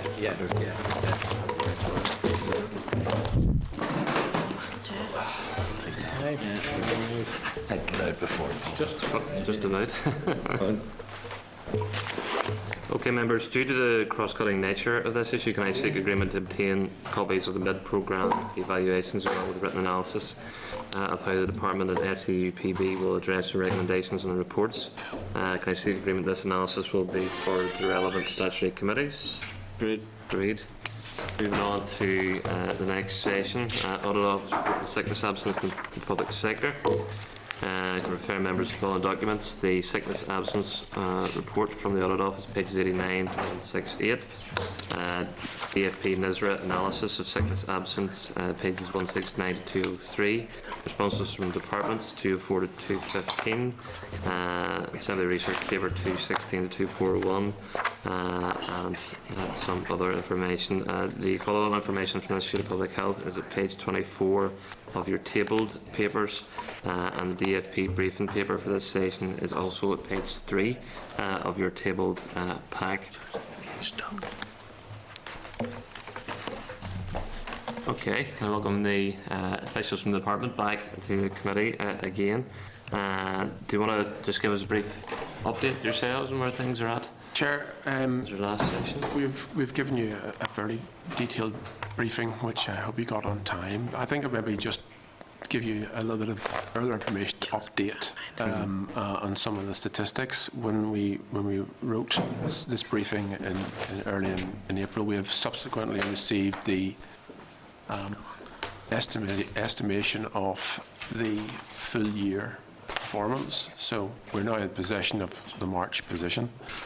And while that data will be cleansed over the next couple of months, generally speaking, it doesn't vary a great deal. But I can say now that the target estimation provided to us by NISRA for the full year will reduce sickness absence to an average of 10 days in comparison to 10.6 as it was in 12-13. So that does result in almost a 6% reduction on last year. Now, NISRA, of course, will then iron out its various statistical analysis and break that down by gender, by department, by grade, etc. And they will publish their figures, I believe, after the summer. But we're generally of the view that once we know that estimation of the March position, that doesn't really vary now a great deal. So I think that reflects getting back into a positive trajectory. 12-13 saw a blip. There was a gradual fall, and 12-13 saw an increase. We're now going back to a fall, and at 10 days that would be the lowest ever recorded for the civil service. The only other thing I would want to say, just by way of the data, and I don't want to get into detailed analysis of all of this, when the last round of targets were set back in 2009, 2010, they didn't include a number of staff categories, particularly a prison grade within the DOJ. They only were assimilated into the data in 12-13 for the first time. Now, the targets were not changed. I think the DOJ target, but this NICS target was not changed at all. If you were to take that category out, actually, in a like-for-like comparison, the civil service would be down to 9.7 days. So we are moving in the right direction, again, thankfully. So that's just by way of additional background and context, but I wouldn't really want to go through any other specific aspects, which is in your briefing paper, just to give you an opportunity to ask whatever questions you have. I'll just ask, in terms of the role of DFP, what role does it play as a watchdog, both in ensuring that the department set challenging but achievable targets for reducing sickness absence, and that they implement civil service-wide policies and procedures for managing absence? And what evidence is there that DFP is exercising its central monitoring role effectively in that regard? The role of my department is essentially, we're responsible for all of the human resource policies, essentially the HR handbook within civil service. We have no role in relation to the implementation and policing of those policies.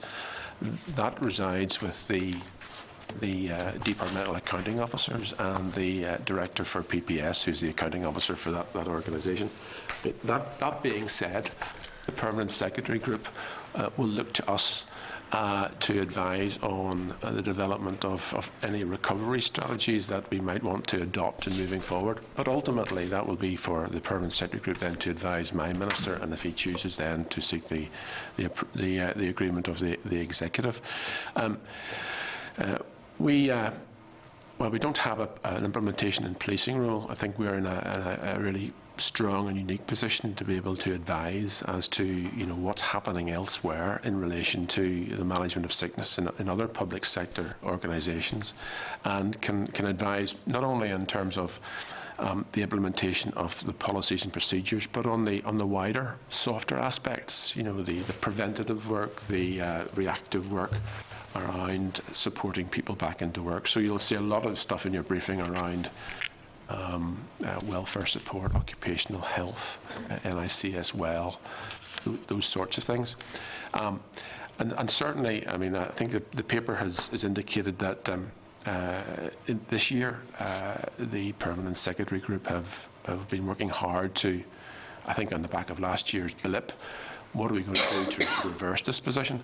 And they sought our advice on a recovery strategy. So we have advised on that strategy, and that has then now been presented to our Minister for consideration. So we do have a significant role, although we're not accountable for implementation or policing. Mark, do you want to say anything? Yeah, I mean, there's quite a significant amount of support that we would provide to departments centrally from DFP. You know, so for example, the Occupational Health Service would reside within DFP, the Welfare Service. There's a number of other sort of employee support, either initiatives or things that we would actually tender for if they're contracts, or we would support and encourage across departments. So there's a raft of things like that where we are providing that sort of background and the support. Another example would be, and it was included in your briefing, was the well-being survey and a lot of the stress, because stress is a particular thing area, and that's focusing on stress and ways of dealing with that. Whilst that's run across all departments, we're coordinating that, and we would sort of chair a cross-departmental group that would push departments to ensure they have action plans in place. So it's that, rather, as Colin says, we don't have an absolute responsibility for delivering it in other departments, but we have that whole support network and provide the policies to enable them to do it. Just add a little bit to that. I mean, you may well have picked up in your briefing that there's been a major focus on compliance with our existing policies. I mean, these are our policies. These are the policies that we determine, and they are genuinely best practice. So there's no concern in terms of their relevance and their scope. But certainly, CHR, myself, and Mark and his team have been pushing permanent secretaries to adopt more, I suppose, strenuous targets in relation to compliance. And within the annual people plan, which you may have just received, I'm not sure in terms of correspondence, I think it was, well, it should be with you very shortly.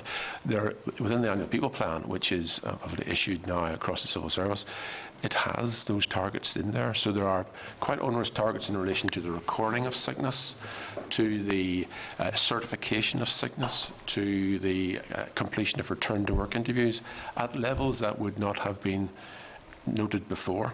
And this information is now being reported regularly at each of the departmental board meetings. So there's now an increased focus on compliance, which we believe will have a material impact in terms of driving forward improvement and ultimately leading to improvement in reducing and managing absence. There's quite a lot of evidence actually about if you've good processes in place, which nobody argues that we haven't, because I think there's very much a general acceptance that there are good processes and policies, but very often they're not always followed the way that they should. And there's a lot of evidence out there that says it's hard graft and it's hard work, but it's follow that process, stick to it, enforce it, push it through right down to the lowest level, right through the whole line management structure, and that is where you can see a difference. And again, I think reference was made to HMRC in the briefing, but we've had some discussions, and a couple of members of my team have met with HMRC because they have made good improvements in their sickness absence not through doing anything magical and wonderful and new, but actually through straightforward compliance, ensuring people follow it, and supporting the line managers to give them the ability to do the job that they need to do to manage the absence of their staff. One of the sessions that we had involved the Institute of Public Health, and there's a number of stakeholders in the area of public health here in the north, but they had mentioned a systematic coordinated approach involving management and staff and planning and support, and they said it was essential for promoting health and well-being in the workplace. What evidence is there that the civil service as a large employer is taking such approach, and what way are the stakeholders, those involved in the public health arena, inputting to the civil service and inputting to the department to inform strategies and policies to deal with sickness in the workplace?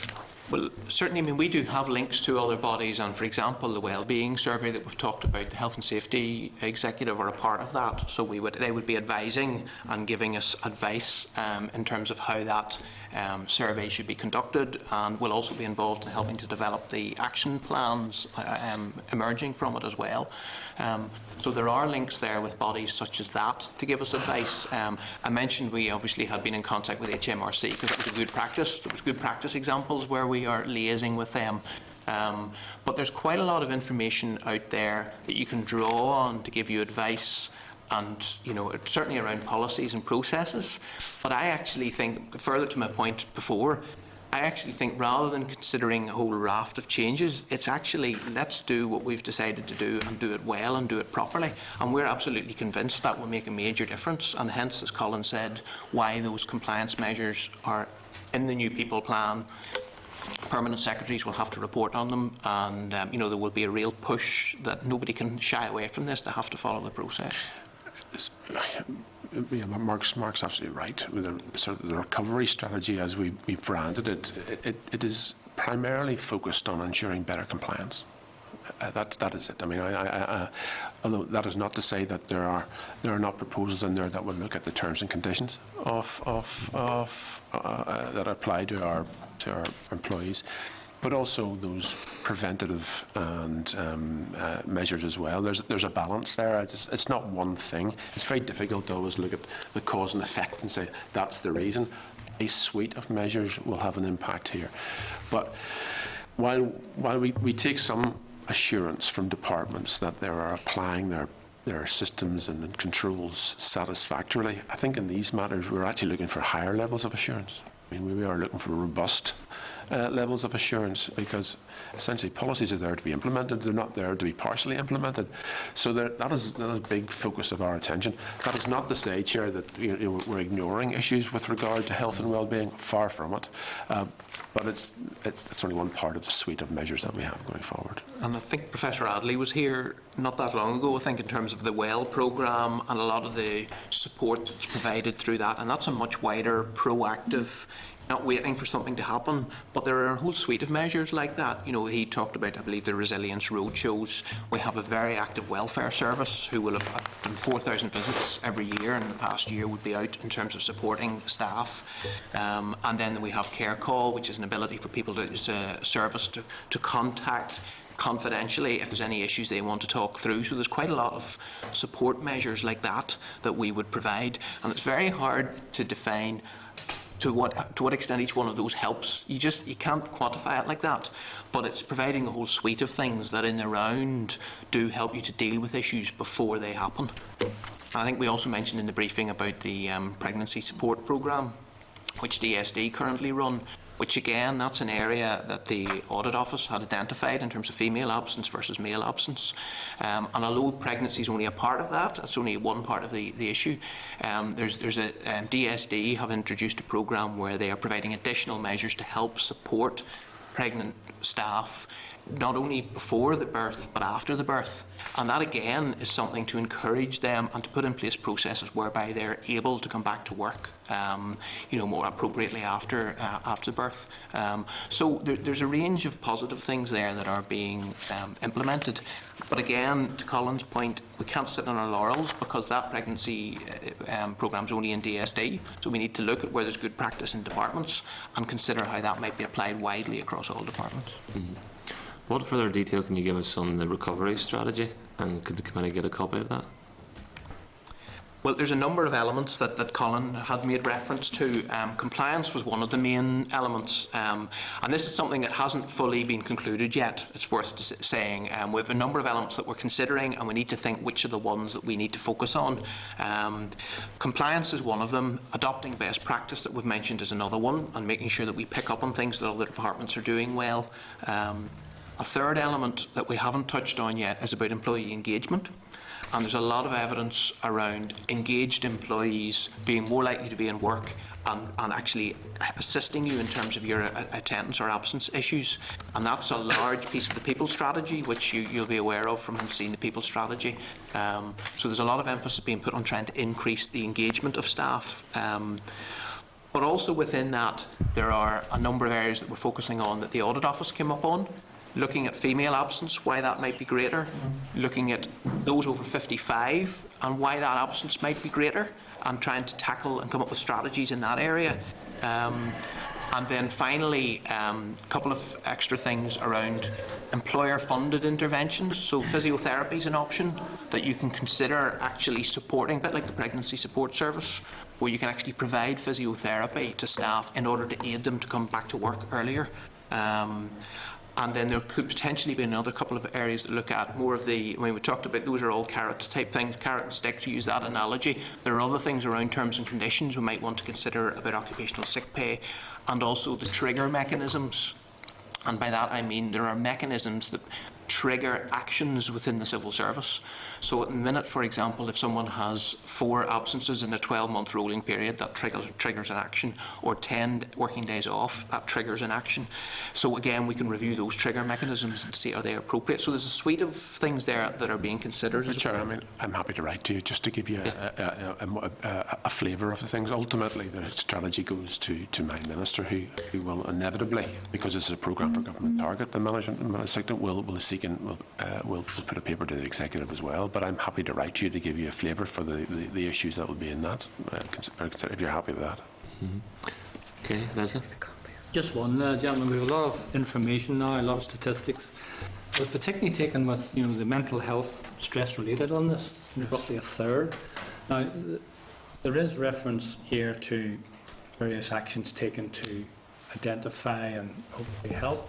So you have a mental health first aid kit and so forth. But has any work been done actually looking at the work itself to see what's causing the stress, anxiety, depression and so forth?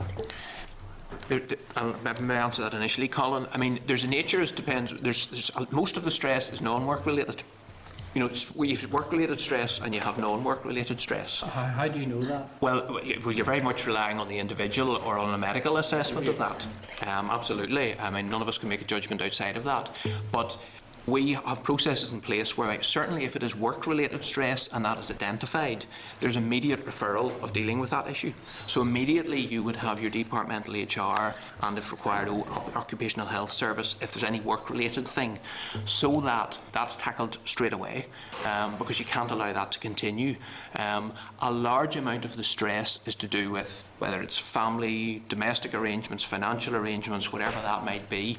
And obviously these other measures that we've already talked about, such as counselling services, care call, etc., will help support those sorts of things. But certainly within the service, if it's related to work, there's an immediate action plan put in place to deal with it. That's not something that you... Any information on the outcome of that type of work? Well, my understanding, not as yet. We do know that about, I would say, a tenth of all sickness relates to work-related stress, on the basis that 30% relates to stress in total and a third of that. We have been talking to NISR, well, what do we need to do to drill down even further into that information, dealing with the very point that you realise, what is causing work-related stress? Is it issues around harassment? Is it bullying? Is it whatever? It could be a whole range of things for all we know, some more relevant than others. But until we have that fine detail, I suppose we're not in a position to say, well, what interventions can we bring forward to deal with this in a particular way. I think we're well equipped now to identify stress early and refer it on, occupational health or whatever, to deal with it. But I suppose ultimately is you want to get a little bit more understanding as the real underlying cause. Is there any trends in all of that? So you're right to pose that question, Mr. Gray, and that's something that we need to take forward with ISRA. When we'll be able to do this, I'm not sure, but it's very relevant. We haven't got the information yet sufficient to change any of the procedures or work. Well, we haven't got the information to be able to identify precisely the number of people that are able to identify a particular cause for work-related stress. Until you have that information, I suppose you're not really in a position to say what is the most appropriate intervention. But absolutely, it's a good question to ask, and it's something that we need to look at in the fullest time. And whilst that information isn't available corporately, as we say, it is at a local level, to my point, because actually I think a lot of those work-related stress things tend to be local. They're about your work environment, where you are, the branch you're in, the department, whatever. And those are tackled because they're picked up immediately. But I mean, it's a point well made in terms of looking maybe at the trends that are happening there. I think the working environment also is important. Some people, that's part of that. absolutely. It's just, you know, you would be amazed what some people, you know. But anyway. Okay, members. Okay, John, we're stuck for time. I have a number of other questions. Are you okay if we send a written? Sure, absolutely, not a problem at all. Okay. Thank you very much. Thank you.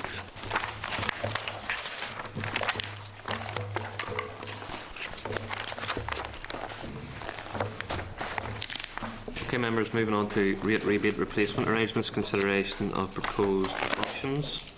I can refer members to pages 269 to page 340 of your packs, and also stakeholder responses at pages 34 to 38 of your table pack, and a secretariat paper summarising the stakeholder positions on options at pages 30 to 33. Okay, Shane, you want to speak on page 3? Chair, members will be aware that the background to this, the Secretariat paper at page 30 of table papers sets out some of the background, but essentially there's a requirement for DFP to develop an interim rebate replacement arrangement arising from primarily from changes to the funding arrangements affecting the rate rebate element of housing benefit. So the committee has taken a lot of evidence, has received a lot of briefing. It's now really getting to the point where it needs to, in terms of exercising its advisory function, needs to make some decisions specifically around which of the models it prefers in terms of the treatment of universal credit in assessing rate rebates, and also secondly which, if any, of the existing rate rebate schemes the committee considers should be either removed or reduced to help fund the shortfall. So at the last occasion in which the committee considered this, it felt it needed some further information to help inform its decisions, in particular the views from key stakeholders who have been engaged with DFP over this last period of time. We wrote out to those, we got a list from the department, and wrote out to those stakeholders and asked them for a very short position paper. Those have come in. I'm conscious that there were a couple of them were late and are only now being tabled, but the staff have summarised them, and I'll just ask Phil very briefly just to give members a quick overview of what the stakeholders have said. It's on pages 31 to 33 of tabled papers. Thanks, Shane. Chair, we received a number of responses. From the outset, we really sought to look what the preferred model was, and really if there were any additional observations. So I'll just go through the summaries, which is page 2 of the stakeholder responses. First off, we had responses from the Law Centre on Housing Rights Service, who had indicated that their first preferred model would have been Model 7.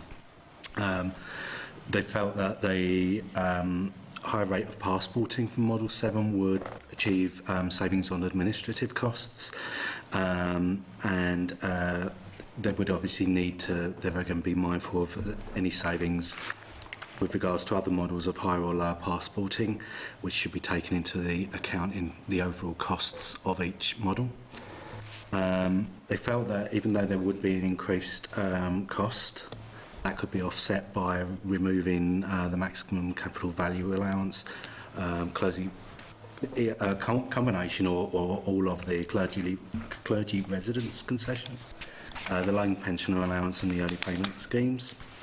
However, they weren't dismissing Model 8.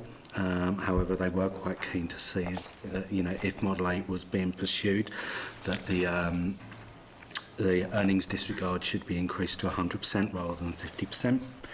And there again, they see a funding mechanism of that would by removing the capital value allowance. And then they have just made some observations with regards to the problems that would face working age families where both partners are in work, which they view that people would lose out under Model 8. And have asked for some sort of further work on numbers of affected people broken down by household and composition. Moving over to NILGA. NILGA likewise came back with Model 7 and been really quite sort of shared a similar view really to the Housing Rights and Law Centre with regards to, you know, the Model 8 does have merits in terms of the increased enhanced earnings disregards. It also considers that it does present some issues. There again, they're making an observation that if Model 8 is to be pursued, they would consider that an enhanced earnings disregard of 100% should be considered.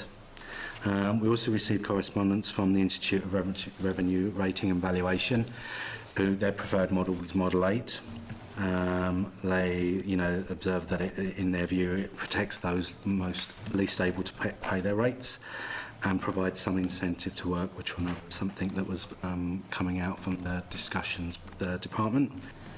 And they feel that with a need for, you know, to cope with the funding demands required on that would be to look at reducing the level of support for NOMS mean tested reliefs, such as the loan pension allowance for over 70s and the capital value cap of 400,000.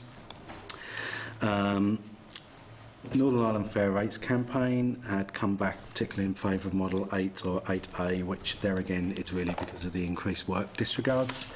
But they also made an observation that a hardship fund should be considered to ease the removal of any low income reliefs.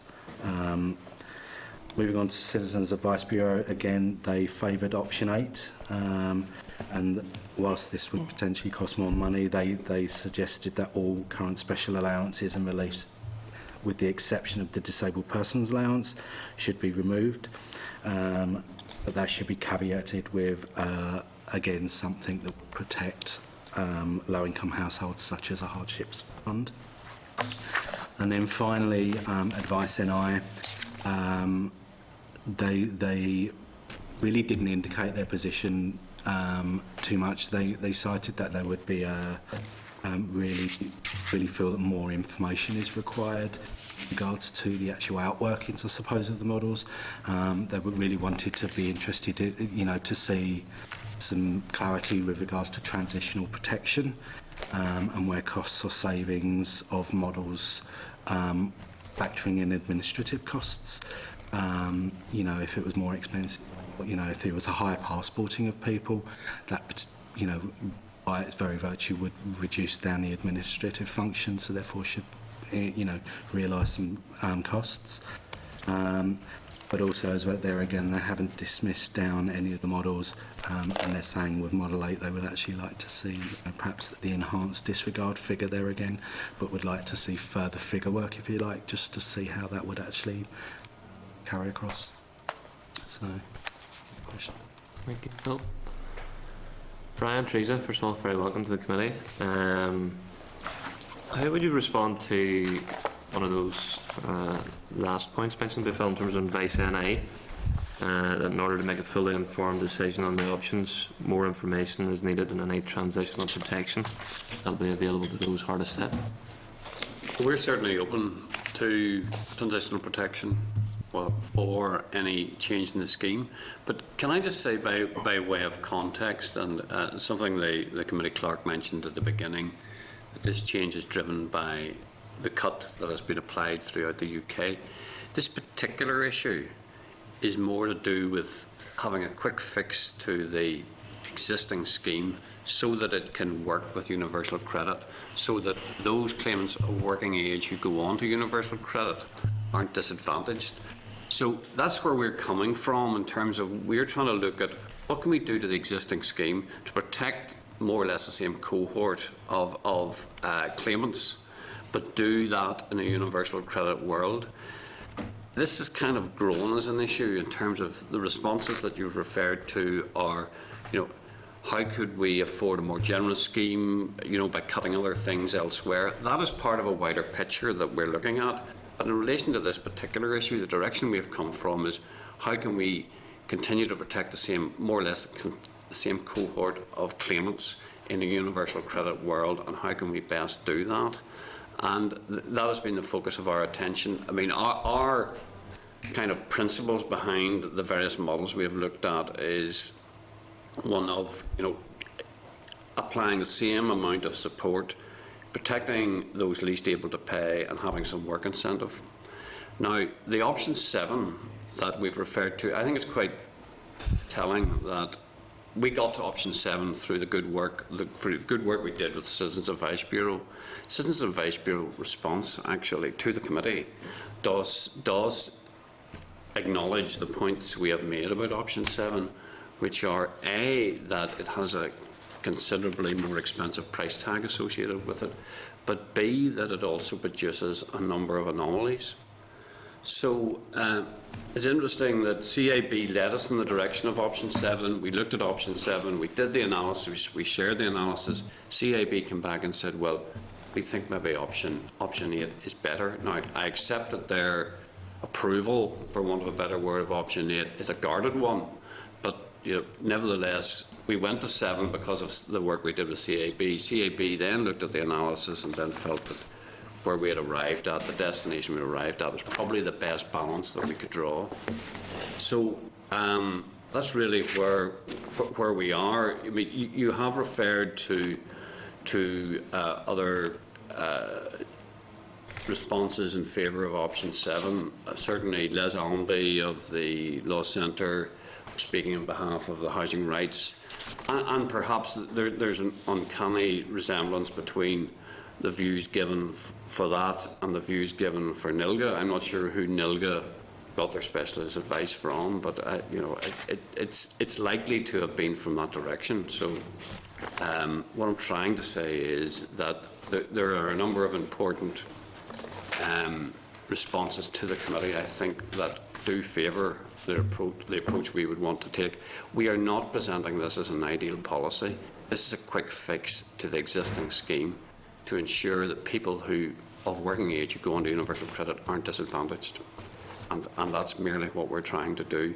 The wider issues of, well, maybe we could have a better scheme if we cut this or cut that, it's not what we've been addressing in relation to those particular options. The specification that we have been given is to try and modify the existing scheme with the existing funding envelope. Okay, members, any other questions? Just in terms of the cost and savings figures for Model 7 and 8, Brian, there's been reference made to the increased number of claimants being passported, and the savings. Does those figures take account of the savings on staff costs, administrative costs? Well, the savings, I think, are into the hundreds of thousands rather than, or the administrative costs are into the hundreds of thousands rather than into the millions. We haven't fully modelled that, but I don't think it's a conclusion that we would draw that if option 7 has a 70% passporting versus option 8, that all of that money can be used to make up the difference. It would come nowhere near that. Okay. Whether that answers the question, but certainly, it's quite a considerable extra cost, nearly 7 million a year. Which is, what we're trying to do here is, unlike other parts of the UK, for instance, many local authorities in England are cutting their council tax benefit support. They're either top slicing it or removing certain groups from entitlement altogether. What we're trying to do here is protect the existing cohort of claimants. So it's a much more favourable position. But I think it's another question altogether then whether we go beyond that and put more money into it. There are serious affordability issues associated with that, I think. Is it? You make the point, Brian, that this is really a temporary situation, Yes. Until we get full universal credit, and then it's going to be a different ball game. That's right, and I think we should completely redesign the whole scheme when that happens.